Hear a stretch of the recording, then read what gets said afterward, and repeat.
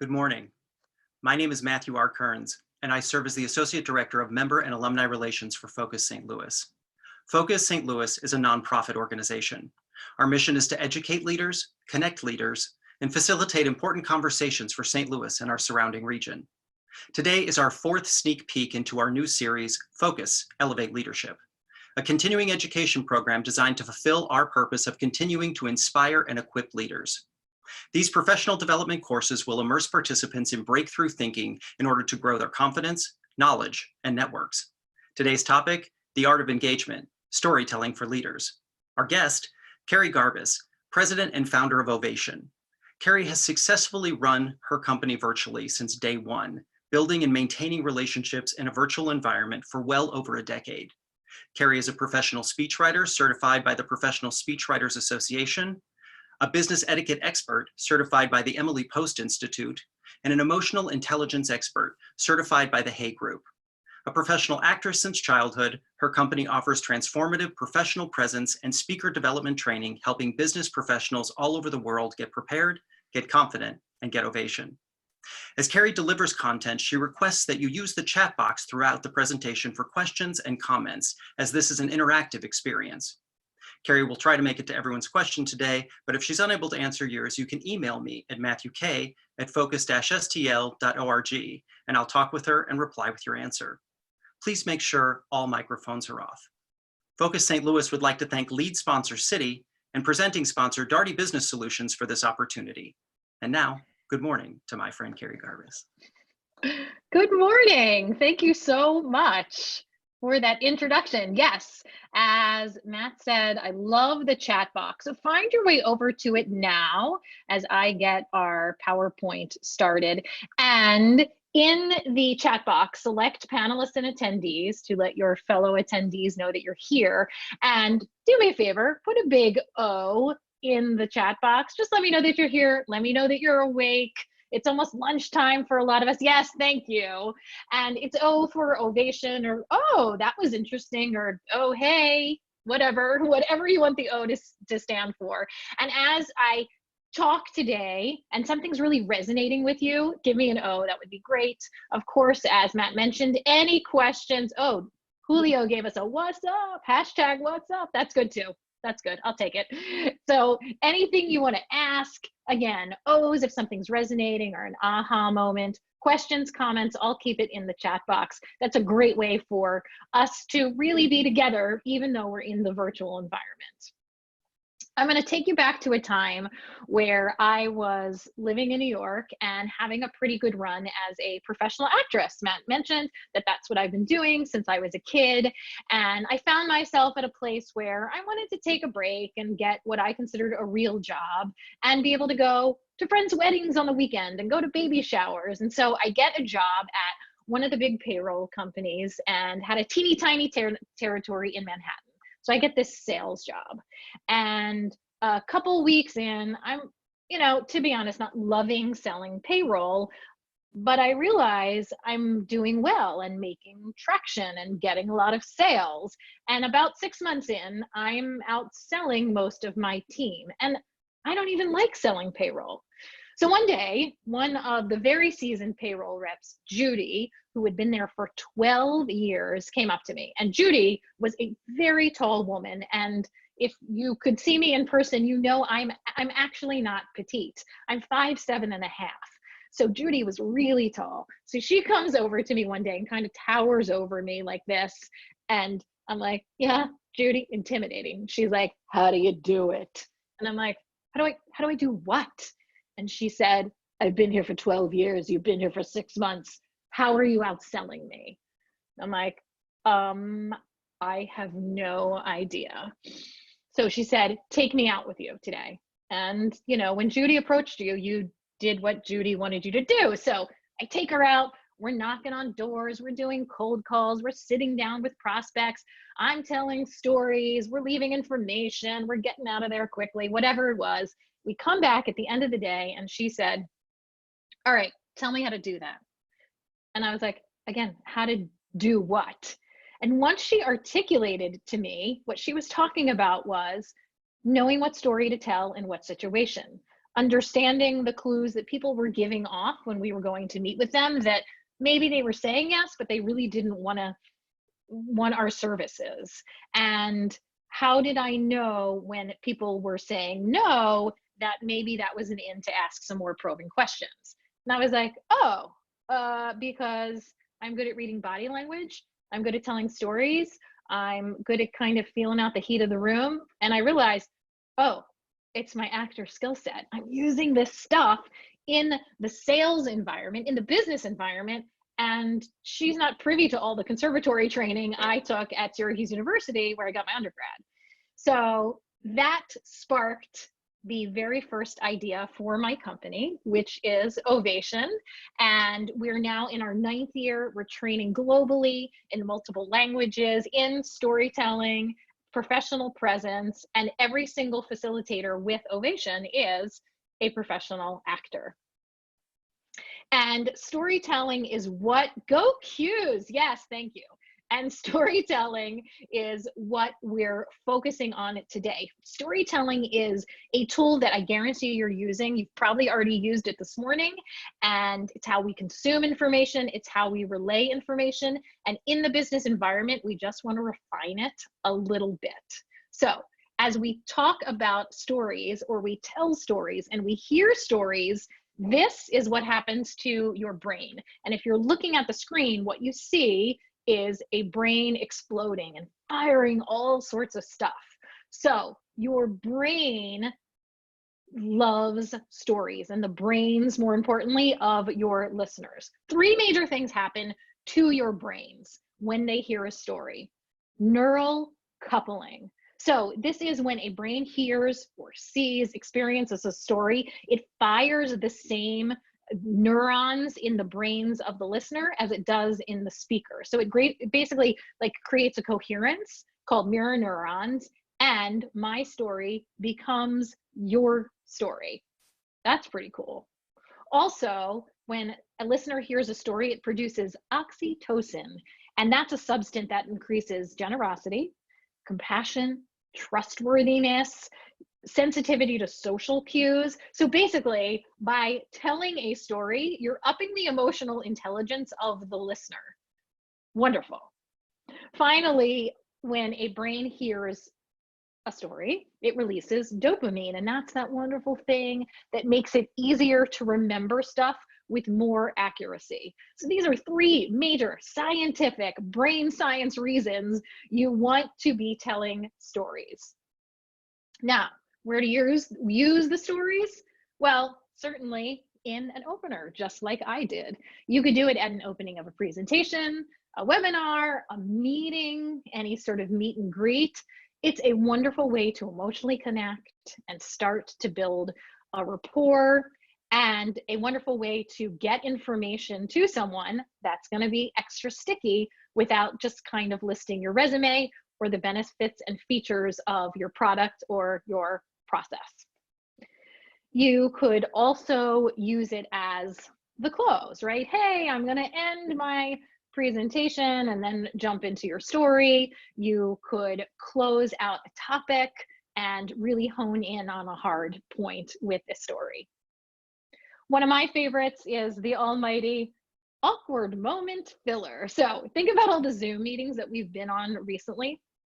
That awkward moment of like you're waiting for people to show up and you end up sometimes just talking about the weather, which is not super great. You're missing critical, vital, rapport building, emotional connecting moments. Fill it in with a story. If you were able to go through one of Ovation's workshops on storytelling, what you learn is something we call a pocket story. And that's a story that you have in your pocket that's appropriate for any audience that you can just tell at any given time. So stories are wonderful awkward moment fillers, as well as they change the mood quickly, right? A meeting starts to go down a weird, perhaps awkward rabbit hole. Tell a story, change the mood. You're coming back from a break, tell a story. Keep the energy up. All right, so how do you tell a story? Well, you need a classic structure, right? We need a beginning, a middle, and an end, right? That's what we need. but we need a couple more things. So does this look familiar to anybody? Anybody want to put that in the chat box? Anybody know what this is? This is, I'm excited to see if we have any responses. It is not my heartbeat. That's not what it is. So here's some information you never have to remember, but because it is possibly the attention span of adults, which is sadly around 9 to 10 seconds right now, which is why good storytelling is also key. So this is, and again, caveat, you never need to remember this, but I'm a storytelling geek, so I'm going to tell you. It is what we call at Ovation the story map, and it comes from a German theater critic from the 1800s. So this German theater critic named Gustav Freytag, and sometimes people call it Freytag's pyramid, studied every single Shakespeare play. And he said, what do each of these plays have in common? What are the points? What makes a good story? And he came up with this. It is not the coronavirus high and low, although it is possible that it could mirror this. So here are the 6 components any story needs. That this is a little bit deeper dive than the beginning, middle, and end. You've got your exposition, so your background. Hey, I was living in New York, I was an actor, and I wanted to take a break. And then something happens that changes the course of the event. There is an action item. There is what we call an inciting incident. This is the thing that propels the action of the story, that if it never happened, it wouldn't be much of a story. So my inciting incident was Judy coming up to me and saying, what did you do, right? That's the inciting incident. In The Wizard of Oz, the inciting incident, the tornado comes. In Alice in Wonderland, she falls down the well. All right, then we've got some rising action. Stuff happens, we're going out to clients, I'm showing Judy everything that I do, and then it's the big aha moment. It is the climax. It is we realize that we found the treasure, that we solved the problem. And in my case, I realized actors have a skill set that is beneficial to business professionals. We've got some falling action into the resolution, the conclusion. And that part can happen very, very quickly. So that became the impetus for starting my business and the first idea. And here we are, resolution 9 years later. So 6 deep dive points, really most importantly for you to remember: inciting incident, climax, and resolution. Also happens to very closely mirror, guess what? Beginning, middle, and end. Or think about it as introducing your hero, having them face some adversity, and then there's a win. Your hero doesn't have to be a person. Hero can be a product, a process, a change, facing the adversity, going through the tough stuff, and then ultimately getting to the win. So classic structure, beginning, middle, and end, hero, adversity, win, inciting incident, climax, resolution, however you want to think about it, make sure there is a structure. Now, you want your business stories around 2 minutes because, as Julio mentioned, we've got a very short attention span. We know that people can't pay attention, especially in the virtual environment, especially on the small screen, very long. So you want these stories on the shorter side. 2 minutes is not a hard and fast rule. This is a guideline. And think about if your stories are too long. We certainly work with tons of professionals with like awesome histories and really interesting stories who come to us and they're like, I want to use this story. It's about my time at XYZ, and there's no way I can tell it in less than 10 minutes. So we listen to a 10-minute story. We'll break it up into the 6 parts or the 3 major parts. And I guarantee you, if your story is too long, if you're going on 4 to 5 minutes, the place that you can cut that story is in the exposition or the beginning. It's all the detail leading up. Did I tell you what year it was that I worked at the payroll company? Did I tell you what time of year it was that Judy and I went out in the field together? Did I tell you what I was wearing the day that she approached me? No. In lots of people's stories, they love to front load with detail, and we don't need it. Stories are doing all these wonderful things to our brain anyway. You don't need to actually paint the picture. Let their brain paint the picture. And you need to give your stories a strong why, meaning think about why you're telling the story. And this is also going to help with coming up with story ideas. So why do I want to tell a story about payroll? Well, it's a good opener. It lets you get to know me. So that's my strong why. Maybe I want to tell a story that's letting somebody know I'm empathetic. That's a good leadership quality. So tell them a story of when you tried and failed. Failure stories are really great ways to build emotional connection. Or I sharing a similar experience, I hear what you're going through, and then share something that you went through. And also think about, okay, well, what is my call to action? And can I tie a story to that? So think about your why, and certainly sharing a human moment story, as I like to call it, is never hurts. So think about those of like, is there an embarrassing moment you could recall? Those are awesome. And if we're talking just kind of plain pocket stories, have you had a fun celebrity encounter that you could share? Anything that you're passionate about, any stories you want to share, just get them into that classic structure. So in terms of storytelling delivery, I want you to keep a couple things in mind. Make sure you're well hydrated, first and foremost. That was just a bonus. That's a bonus. Okay, so you want to make sure when you're delivering the stories, and this is whether you're in person, on camera, virtually, or even on the phone, you want to make sure you're using open body language. Why? Because as comfortable as this is, and oh, it feels good because I'm really stretching out in my back, it is closed off, and what our body does really informs our voice. So immediately, what happened? The second I crossed my arms, what happened? Anybody notice anything? Want to put what you observed in the chat box? I can tell you a couple things that happened. My volume lowered. My vocal tone or pitch went down. Yeah, and Cheryl nailed it. My energy immediately went down. Body language opens up your voice, your energy, and something really imperative to do within the virtual environment, using open body language and kind of upping your game and physicality in general. So when you're telling stories, be animated. Obviously, I'm more animated than most people. Like, I get it. I use my hands a lot. It's my style. It's my brand. It's me. Try telling the story once, being a little open, standing with your feet grounded, a little far apart, and using open body language. You want to share and don't show the story. So that goes back to filling in every single detail. We're immediately sharing a story, brain science wise, just by just telling the story.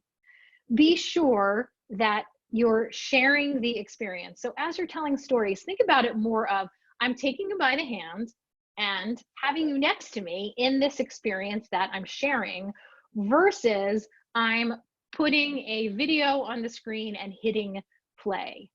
Let people know what you're experiencing. What does it feel like? What does it smell like? What was it like to be in this experience, versus every single moment that you experienced as you.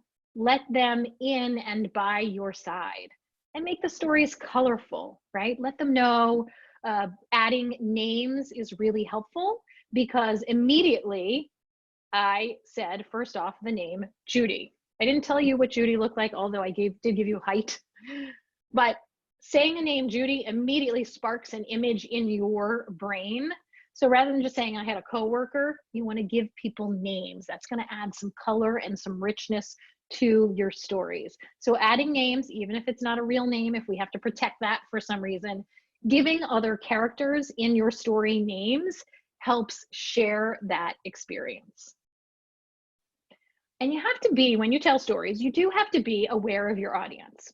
You have to be aware of how you're getting reactions. So if that's getting reactions through a chat box, great.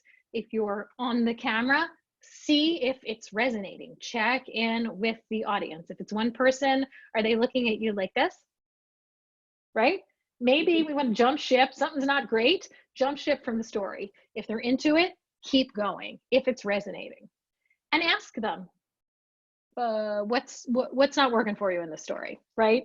So you've got to be aware of your audience. So if I'm telling a story, if I'm really engaged and I'm doing all this stuff and I'm giving it a strong structure and keeping it within 2 minutes and I'm using open body language and I've got my strong why, how do I become aware of my audience? Any guesses? How am I aware of my audience if I'm working so hard up here as the storyteller? Any ideas?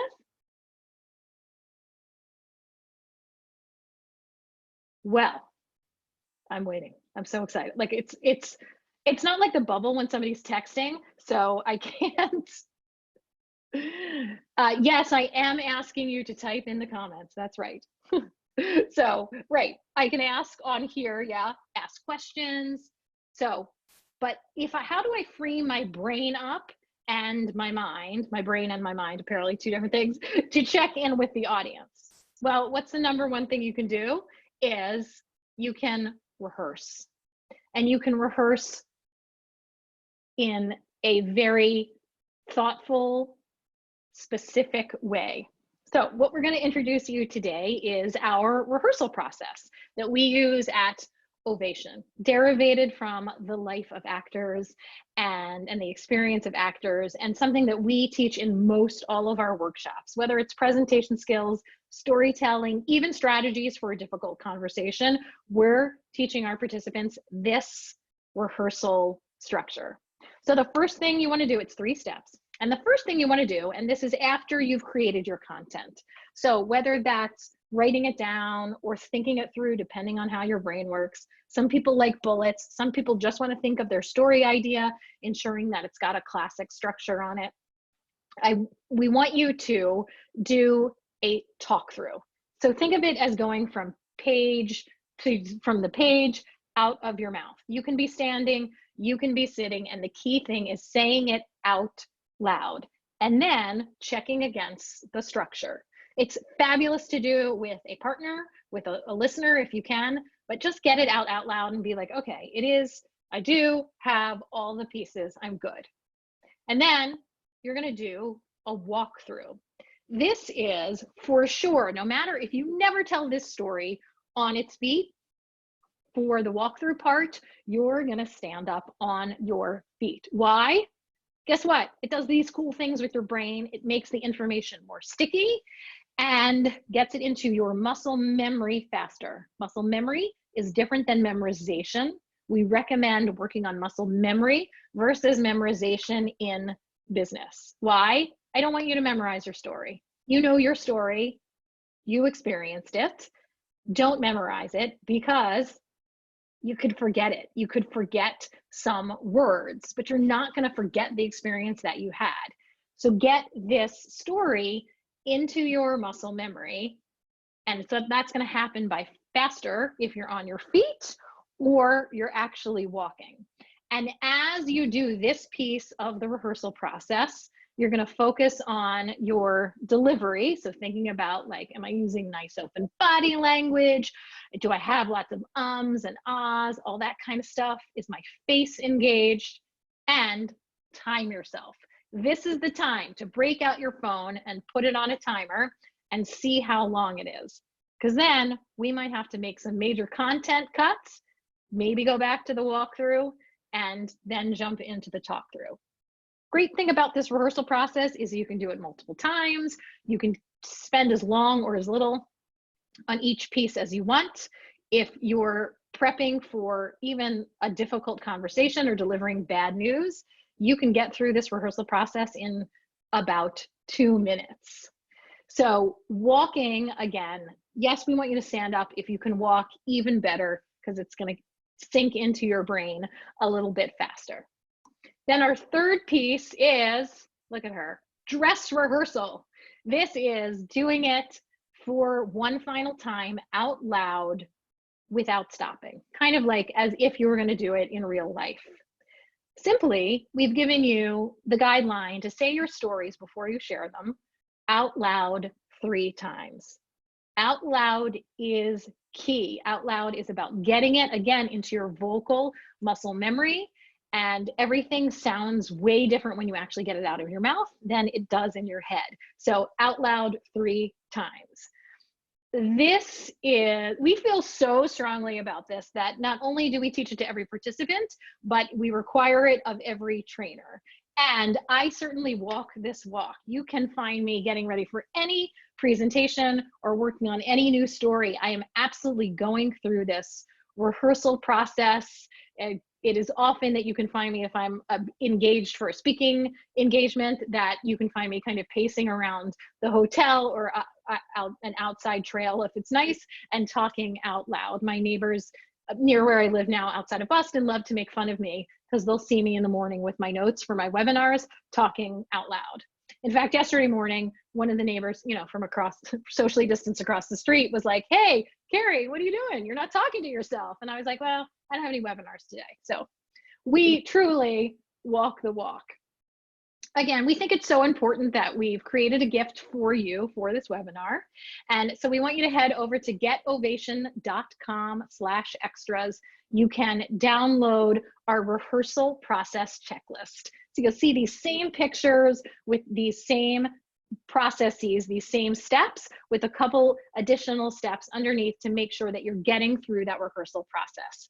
So head on over there. You don't have to do it now. I'll put it up on the last slide as well, but that's our gift to you.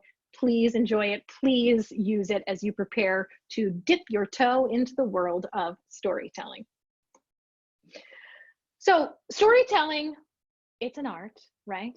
We want to do it in a way that resonates, do it in a way that connects, and use it to our advantage.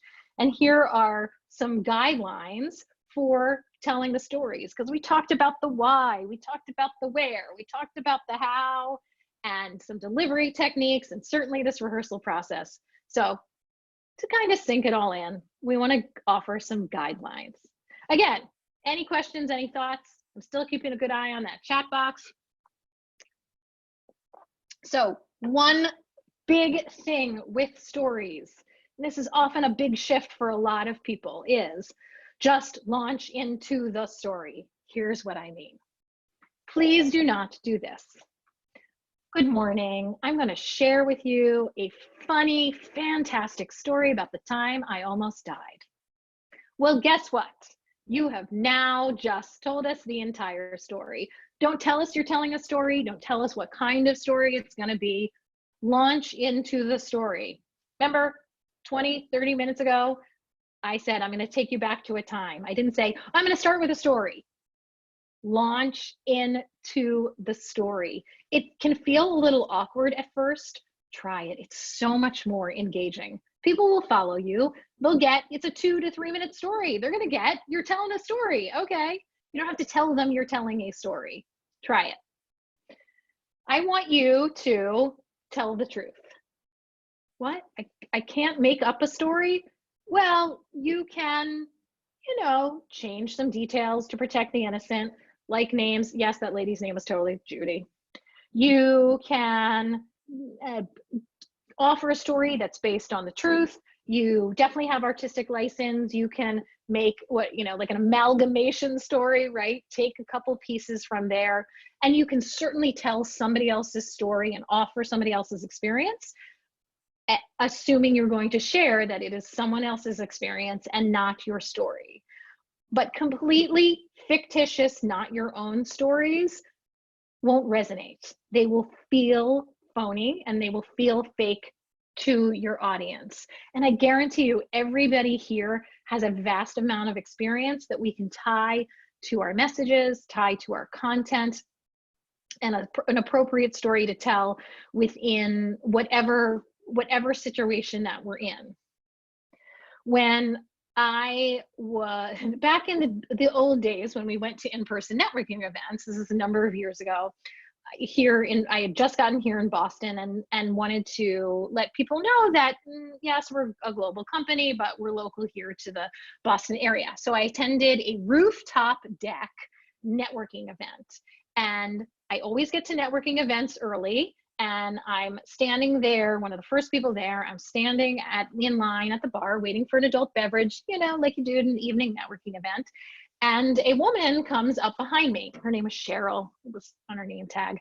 And I turned to her because we're like the only people there. And I said, "Oh, Cheryl, what are you having on this fine evening?" And she said, "Well, after the day I had at work, I'll take anything alcoholic." And I was like, "Oh, this is great. She is opening up the door to tell me a story. I'm so excited." I'm swinging open the door and I'm walking in. So I appropriately say, "Cheryl, what happened at work today?"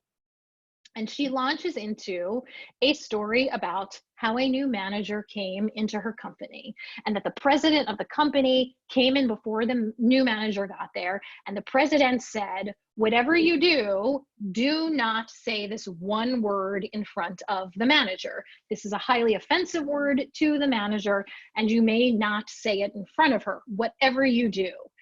And Cheryl starts to kind of get in like a mind spin about it because she doesn't normally say the word, but she's doing is thinking about it. And so I'm listening to the story, and as Cheryl's going through the story, which was very well structured, by the way, my jaw is like dropping closer and closer to the rooftop, right? I'm like, and she's about to get to the big climax, right? The big aha middle of the story. And I interrupt her and I say, "Pineapple." Cheryl says, "What?" And I said, "Pineapple. That's what the word was. You said I'm such a pineapple to the manager, right?" And she said, "Yes. How did you know that?" And I said, "Hi, I'm Kerry Garbis with Ovation. You heard me tell that story on a webinar last week." And she kind of stumbled back and turned a little gray. And I was like, no, it's okay. That's pretty cool. I've never been like parroted back to myself. This is awesome. And she started to get really upset. And she's like, "But you said tell really good stories at networking events. And I have no story. And your story about the pineapple was so funny that I just decided to tell it myself." So the networking event turned into a little bit of a coaching event. And I said, "Cheryl, I'm sure you have lots of good life stories.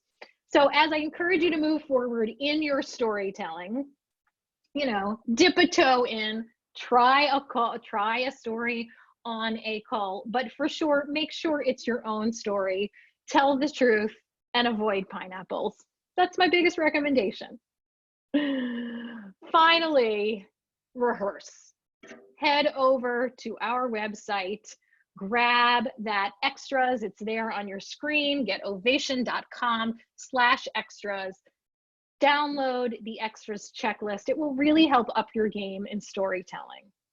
I am happy to address any questions. We've got a couple extra minutes. I'll bring Matt back on. I do want to thank Focus St. Louis for having me. I hope this was helpful. I'd love to hear what resonated with you the most, what you're going to take back and use with you. And most importantly, I do hope that it inspired some really good storytelling for you. So please continue to ask any questions. And thank you so much for spending some of your Friday with me. Hey, thank you so much. I'm going to start questions because I have a few. I am also a trained actor by trade. And here's the moment where I think you can practice, you can get it into your muscle memory, and you can rehearse. And then there's that 20 minutes, 10 minutes, 5 minutes, 2 minutes before you're walking on to present. What is your advice to these folks to keep that energy positive, keep that momentum forward, and keep that story energetic when you get there, but not bust out of the gate and fly through it at the same time? Right. Absolutely. Yeah. So breathing helps if you can. And absolutely one of our favorite tricks to offer is the power pose, right? This is a great focus pose. This can trick your brain into feeling a little bit more confident. and certainly focusing on your audience, meaning focusing on your why, on what you want. It's going to get out of your head, and versus I'm so nervous, I have to tell the story, I'm terrified. Thinking about, okay, why am I here? What do I want my audience to do? What would be ideal for them to walk away and feel? And a nice physical change while taking some deep breaths, you're going to be way too busy to be nervous. Awesome. So once I'm in it, how do I keep that momentum and keep myself on track, on pace, and still authentic when I have a scripted piece of material that I have to get through for an audience? Well, rehearsal can certainly help. And because once you're well rehearsed, it's in your muscle memory. And even if you are reading a script, if you're thinking about, and you're going to know this from acting, is thinking about your what we would call intention, or what we call in the business world, your goal, your objective. What do I want them to do? What would I love them to feel? Sadly, we can't make people feel anything, but I can work towards trying, and I can perhaps mirror what I want them to feel. So if you're well rehearsed, again, you're able to click on that second piece versus I'm just here to get out my content. I'm actually thinking about the goal and the objective for the audience. And how far out do you think is the best idea to start practicing, start writing, start rehearsing, start practicing before you have to speak at an event? What's the ideal time? Like, what's a timeline that feels realistic and can bring some success? I think that's very personal or professional. Well, look, the more time, the better. If realistically in the business environment, and I've certainly seen this on many an airplane when I used to fly on airplanes, of the person next to me putting their deck together and they're like freaking out and sweating. And of course I'm like, here's my card. How can I help? So what you don't want to be doing morning of is futzing with content. So, if you can get your content done a good couple days before, meaning your rehearsal done a good couple days before. So I would say at least 2 weeks out, ideally longer. I understand realistically in business, it doesn't always happen. Right. So the more time, the wonderful thing about the rehearsal process is you could get through all of it the night before at the event, or now that we're home, everybody's home, right, the night before. And then maybe just have a quick run through of your intro and your conclusion, your opening story, your closing story in the morning. Cool.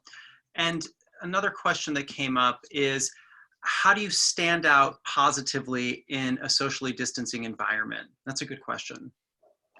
I feel we could deep dive into for real. hours. I think that being mindful of your presence. So if we're talking about in the virtual environment, ensuring that you're well prepared, that your intention is clear, your objectives, that you're maintaining as a positive environment, that you're in a positive mindset, which can be scary and difficult to do in these times. And what we have been touting for years as a virtual company is that the more communication, the better. And it may be perceived as over communicating.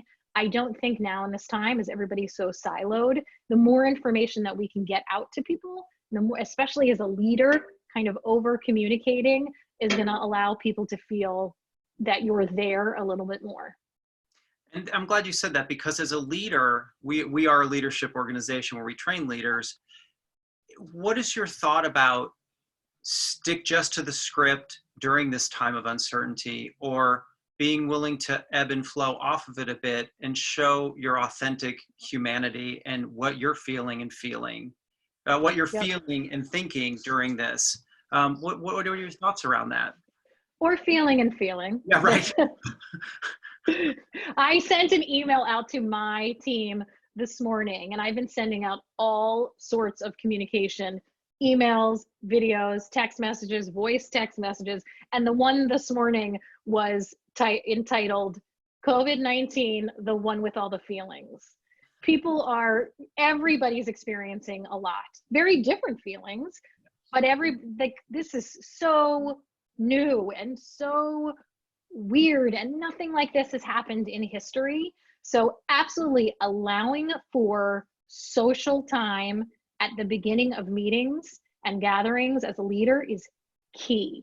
You have to allow, I know it's business is hard and we might need to get to that project completion or get to those sales. Rapport building, emotional connection time is critical, and that takes more time.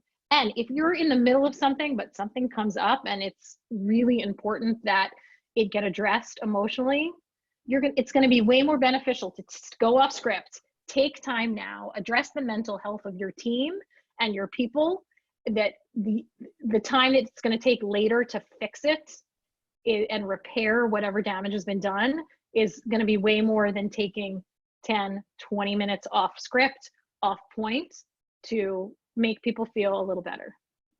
I also think that I hear you saying, it's okay for me as a leader to go, I'm hurting too. I'm confused too.